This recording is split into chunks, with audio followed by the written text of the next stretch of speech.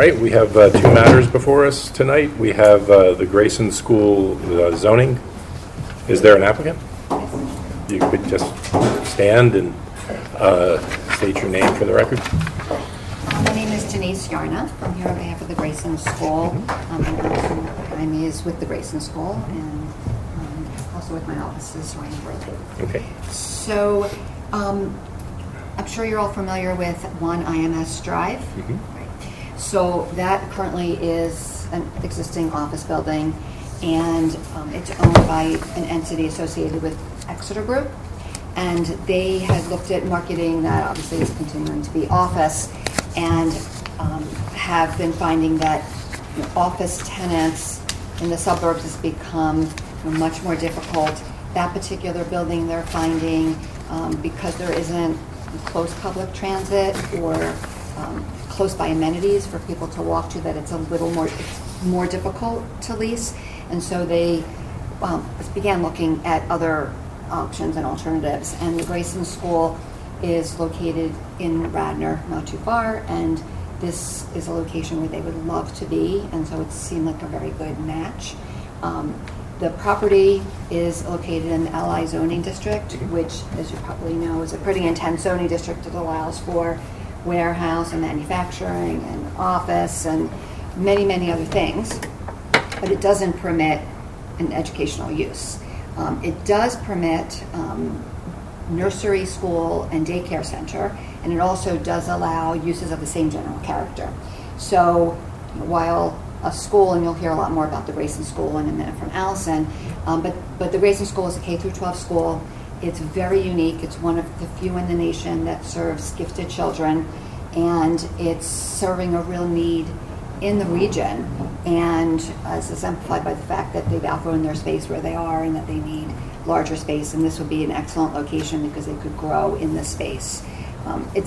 It's obviously a K-12 school, so it has many similarities to that, but there's also some differences that Allison will talk about in a minute as well. But in terms of what we're before you on, is we submitted an application to the Zoning Hearing Board requesting a special exception for a use of the same general character as the nursery daycare use, and alternatively a variance for the use.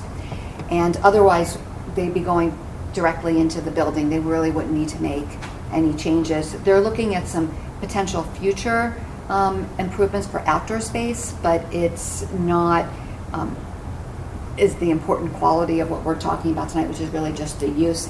If they were to go forward with that, and we'll show you a plan that has that on there, we know that we'd have to make sure that we meet all the ordinance requirements and present the plan to the township and all of that. But really it's the use question, and we need to determine whether this is something the township would be supportive of, and that ultimately we would get from the Zoning Hearing Board, and then they would obviously investigate everything in much more detail from there. So I have just a little packet of information that I wanted to get out so you could see a few things as we're talking about it. The first is just an aerial of the site. I think you know where IMS Drive is, but just in case, you can see it on that first sheet. And the second exhibit we have is a little bit about the Grayson School, and then the third and fourth sheets have test fits of just showing how the school would fit within the building, and then the last is just the provision of the ordinance dealing with special exceptions in the LI district. But what I'd like to do is introduce you to Allison, let her just tell you a little bit more about the Grayson School and why they're excited to be here, and how this building really would meet the needs that they have. So Allison do a little talking, and then we can come back and talk more about just the underlying needs. Thanks, Denise, and thanks for welcoming us here tonight. I'm Allison Wilson Mayer, and I'm a trustee with the Grayson School. I'm also a Grayson School parent. I have a 6th grader who has been there for a little over a year. We joined mid-year last year, and it has been a game changer, a life changer actually for us. The school itself is in its 8th year. We are currently in our 3rd location. The school started out with 12 children. We are now at about 170 children. We did seek zoning relief in our first 2 locations. We are currently on the campus of Archbishop Carroll High School in Radnor. That, of course, required no relief because we're already in an approved use there. We because Carroll is trying to grow their enrollment, and we are also trying to grow our enrollment, it's no longer a good fit for us there. We do have a time certain that we do have to be out of that space. So we're actively in the market seeking locations. This is an important location for us because our current student population, because the school is so specialized, ranges from Reading, Pennsylvania, to southern New Jersey, and everything in between. This location is particularly good because obviously we have developed a very similar demographic from our Radnor location, and it's a similar location.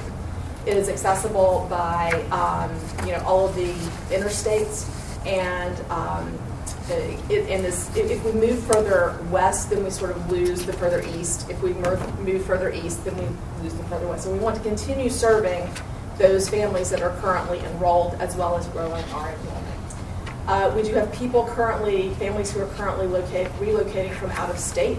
We have had one international relocation from a family that was looking to consolidate, their family because they were in California and in Germany. And they actually chose the location here in Pennsylvania based on our school. The school is very unique. It is a projects-based curriculum, which is not normally found in most educational programs currently. The students do have to test into the school with an IQ test and with some interviewing of the student and the family, so there is a fit component to that as well. 40% of our students actually receive some or all financial aid.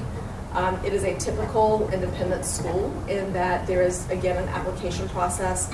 We do have a 10-year accreditation that we received this year from PACE, P-A-I-S, the Pennsylvania Association of Independent Schools.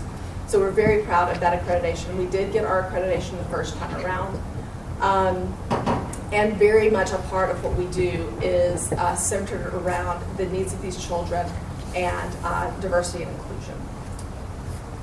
What else can I tell you about the school? Again, it is a game changer. It has been for us because frequently these children are in situations where they are not challenged in their environment, which can cause behavior issues and is detrimental to their long-term development, both emotionally and intellectually.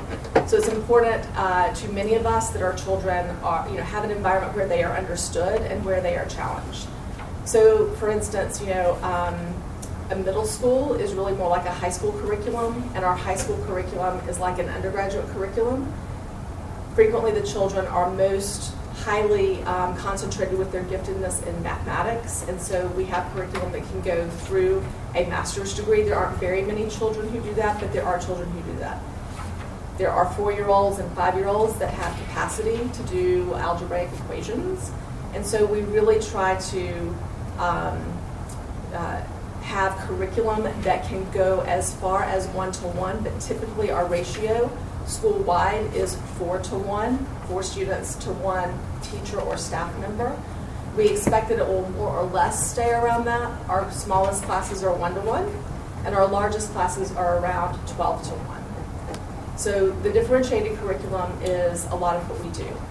Unfortunately, I can't speak as eloquently as others can who are directly founders and employees of the school.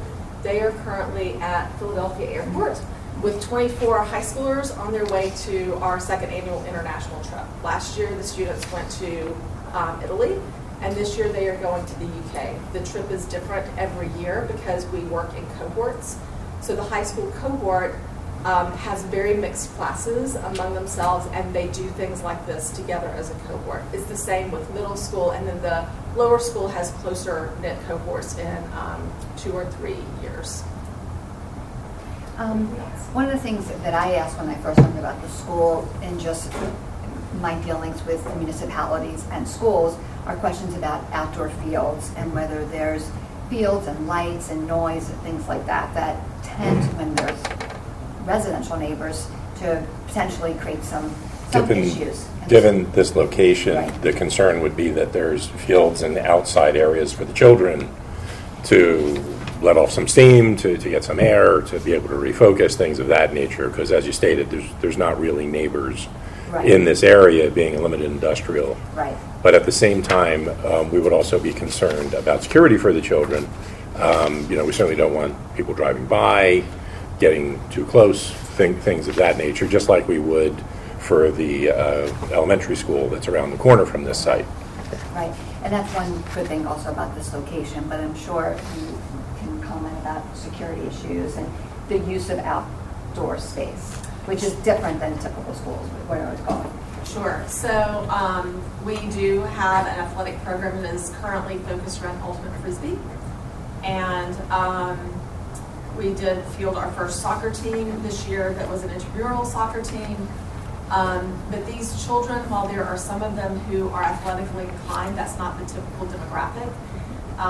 As was just stated, we do need that outdoor space for them to be able to go out, blow off steam, have physical education, because sometimes this is the only physical activity these children get.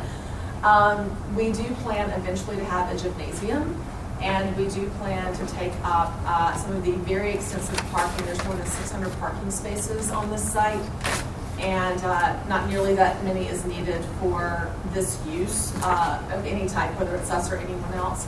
And so there will be some of the parking spaces taken up so that we can have a field that is multi-use as well as 2 playgrounds. So we do plan to do that, and it is important and needed. In terms of security, Security, yes.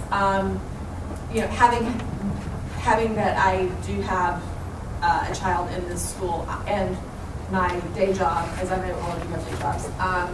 My day job is in real estate, specifically in healthcare. I'm comfortable with this location, both as a professional and as a parent, because it is not sort of in a very high traffic area. And I do think that it is the type of thing where the children are very closely supervised and watched, as in any school. It's also a smaller school, so it's a little bit different. I do think that there are risks anywhere, and we always do everything that we can to minimize those things. You know, clearly we will have, the school will be controlled access, and we would consider doing other things for the campus as well, but as you know, many campuses are open, and they're about risk and reward to, you know, all of that. I don't know if you're familiar with the class system that many schools have and they use, and they link with local law enforcement. Something along that line should probably be done, Okay. especially given there's a hotel right in your vicinity Yep. that allows anyone to be there. Yes. And just keeping that in mind, you know, making certain that the area is secured.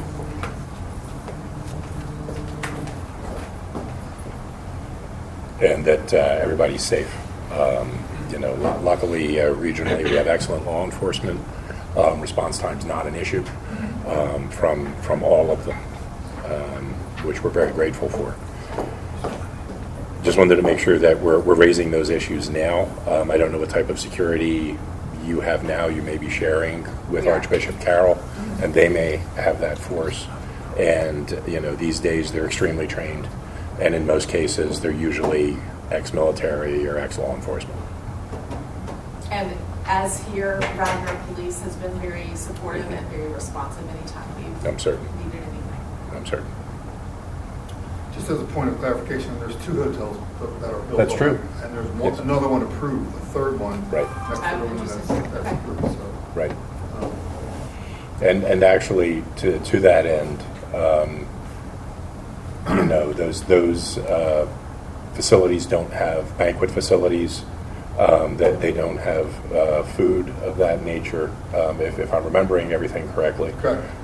Because to not create a draw, to not create a nuisance, someplace in an enclave where, especially on the weekend, you know, someone might not know what's going on, or it might be more of a challenge to respond to. So, you know, there will be that traffic in and out for food, for going and getting things. They're generally long-term stay, if I remember correctly. Okay. The one definitely is, the other not so much. Okay. So, just, again, something to be mindful of when it comes to transients. That increases, to me, that increases the need for security. Okay. good points, thank you. Anything else, Lonnie? Yeah, how much of the building are you taking? That's a good question, because that is currently still in negotiation. Eventually, I think we would look to take all of the building. We're currently at about 35,000 square feet. We do not have a cafeteria at all, and we share space in the gymnasium and in the auditorium. Do you have long-term plans to board people there? We do not. We would like to be able to board children. It would not be in this location. We don't think this location is appropriate for that at all. Okay. But eventually you think you could use the whole building? Yes, I do. Big building. It is a big building. We also have larger classrooms. We have 3 biology labs, so wet labs that we need kind of immediately for our medium-term use. We also have a very large projects class where the children use power tools. They are trained. And they use power tools because they build things. They design things and they build things, right? And so we actually use a lot more space than most schools do, even though we have a very low student-to-teacher ratio. So we would have about half the number of students in the classrooms that you would normally see in the classroom because they typically will get up and move around and do kind of crazy things. I saw by your site plans that you are proposing additional areas to be built out, and you're going to provide stormwater management for that build out. If needed, of course, we would do that. We would have to definitely look into that because I don't think that there would be any addition to impervious coverage because we are taking out a good bit of impervious coverage, and what we are adding would be on top of something that's already impervious. Okay. So that's still to be determined. We haven't looked that forward, but of course we would comply with all of that. There's also extensive stormwater management already there. Like it's actually pretty visible. And we're not quite sure that applies to you, that part of the project. We can talk about I was that. gonna say, those, Yeah, we'll right talk about that now, we later. need to see if we can Yeah, move forward we with need the special use, exception and right then now. we'll be We'll talk talking about with you that later. guys about any of those issues. So you're actually decreasing impervious coverage? I would think so, just based on the way we have the amount of parking that we're removing and replacing with grass fields and playgrounds. So- Thank you, sir. Monica? How diverse is? I do not have those numbers, and we can get those to you, but I can tell you from my experience, it's extremely diverse. We had a multicultural evening where everyone came together. There are all sorts of cultures that are part of this school. I mean, it's indescribable how diverse this school is. There are many, many schools, and we came from one before that, which was also an independent school that give a lot of lip service to this, and it is one of the few schools that I can truly say is diverse. And it's not 1, 2, or 3 predominant sort of, races or cultures. It is truly multicultural. But we can get you those numbers if you would like. So your grinder location will be closing, you will be totally transferring to a new location. That's correct. Anything else? Anything else, How Brandon? long is it going to take to produce this recreational area, the area that you're talking about? The outdoor area? Outdoor area. It depends on, so we really need the indoor area first, and we could look at least temporarily to talk about the space being very large, have some indoor recreation area as well that is not a gymnasium. One of the even though the building is large, one of the challenges is that there are columns in there, and so. But we're not going to need to build out all of it to begin with, so we still could use some of that indoor area as recreation area while we are building out the exterior. It would be possible if we were able to get through all of our land planning, that we could do it at the same time, but I have not looked at what that schedule would look like. But you would move there before you would have the outdoor space available. Potentially, yes. We are under a time frame in our current location. What is that time frame? We need to be out by the end of the 23-24 school year. So I think a year from this summer. So if we were doing this much construction, we have to get to it pretty quickly. Anything else, Brandon?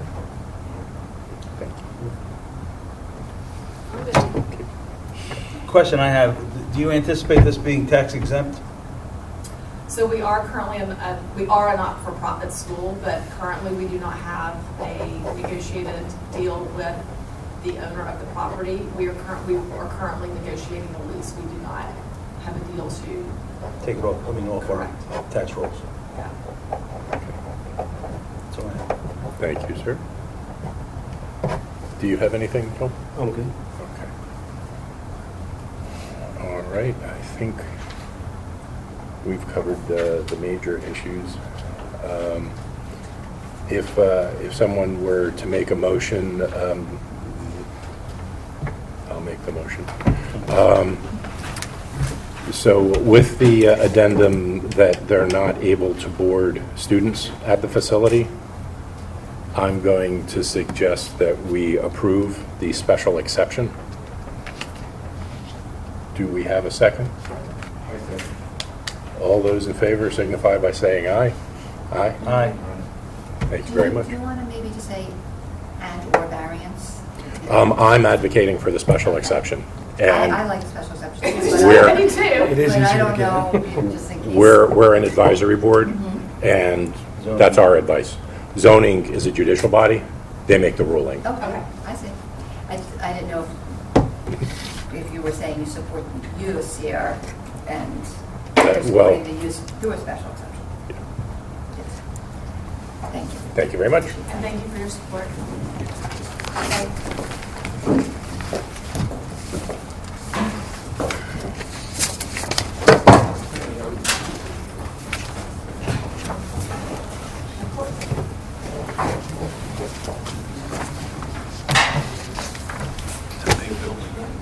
Very big building.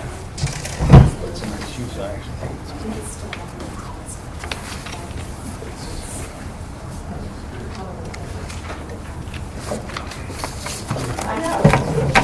Marijuana facility, schools. That's all we're known for. Because we have the other school. Nice meeting you guys. Nice to meet you. Thanks so much. Best of luck. Evening. Good evening. Hi there. Tom Libby and Don Conocelli here for the Conocelli Hyundai building expansion. And it's a pretty simple expansion. I'm sure everybody knows what Conocelli Hyundai is, but I have to go through that. Very good. Pretty simple. This is the, Rich Pike's out here. This is the existing building where they have the sales. And what's really going on is the service building's being built in the back for their bay. So instead of having to take your car over here for Hyundai service, you'll have a new service bay at Hyundai. Then part of this is refurbishing parks and refurbishing service inside, but no real exterior changes, maybe some facade changes. But this building, the front building's not getting any bigger. It's just really a service building, and then Hyundai's getting a little drop-off area. I'm sure you've seen the Honda drop-off, and then a lot of dealerships now have a drop-off area. So that's what's good. That's the addition. Okay. And so that does lead some regrading. There is stormwater management being put in. Right now, there isn't really much on site. So there is stormwater management being put in for this building. There's some additional landscaping being put in where we can in this area, and down in front of the building, there's some landscaping. I've got a better view of that, so you don't have to squint.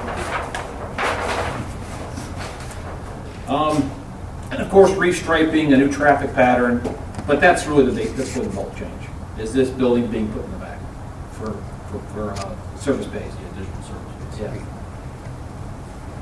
We have comments from Woodrow's office and everybody else. I think we complied with all the comments so far. So here's a recommendation. And it will comply with all comments. Yes. Okay. Is this the project we met out Yes. with Dave Conroy? We walked around and Yep. talked about traffic patterns and circulations and all that Yep. stuff. Yeah, we've seen it and chewed on it for a while. I think we're finished chewing now. Understood. Monica? The footprint of the new building, is that currently like paved parking Yes. lot? It's all paid for. Thank you. Vernon? Have any questions? All right. I'm good, thank you. All right, I think you've answered my questions through the presentation. Joel? The only thing, I know we're waiting on the AOK from Mike Manicheski for car, and he gave that this afternoon. Oh, okay, good. I just haven't drafted up a letter yet, for sure. So, all of his letters are pretty clean at this point. Excellent. Dominic, have you heard from PennDOT or the county about when they're, don't laugh, Tom. I didn't ask him. I asked Dominic. The road? Yeah. So, Rich yeah, Pike. actually, they 2015, don't you remember? They did it out there. They reached out to me just last week that the section down towards Belvoir Road there, so we have that property on Yeah. the body shop area, which is on Conshohocken Road with Bax, the Ridge Pike. They just came there and said they need to take some additional land or some land out of that, so they're coming back to me again to renegotiate or talk about that. So they're still in design planning? So there's something- Revision stage of the plan? I guess. I mean, I thought we were done, and then Yeah. she just come up with this, so And this is with the Turnpike expansion? Is that what it's related to? this is The Ridge widening- Pike. Ridge widening Pike. of the- It's a Maybe it's part of that too. I don't Right, know. well, I thought with the opening Yeah. of the Turnpike down there and with the additional Yeah, 'cause that is- traffic that borders the turnpike, that property. on so- on Lafayette, Yeah, you're right. that they were going to be expanding, moving up. If I remember, that was Yeah. like 4 There's years towers ago, I there. looked at that There's- plan. There's towers there, Yeah. electrical towers. right Johnny up- Domino's still waiting for that, in the Black Horse Auto Body. Yeah, he's been in the same spot. Yeah. Yeah. He's on the other side of the turnpike, and we're Yeah. on this side. But yeah, I don't know. Sort of been waiting for it forever. I guess we're going to outlive that. You know, We said that about 202 I would like widening to have it too. wider in the turn lane and all that, but the year or two, it's going to, I guess the couple of years it's going to take to do, it's going to be torture for us. It's now been what? Oh, yeah, with 2015, they were supposed to be doing it. 7 years later already, so I don't know. They had plans, those plans I saw in 2015 were basically done. They had grades and everything, so I don't know. I don't know what else they're the designing. stuff they did for us was all, like, it was done, Yeah. done. I don't know. Just curious. All right. Do we have a motion? You're on a roll. I'll make a motion to approve the application as submitted. Do we have a second?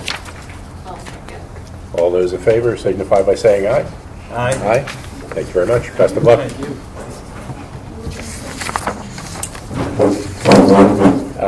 We'll have meeting minutes next meeting, so we are adjourned.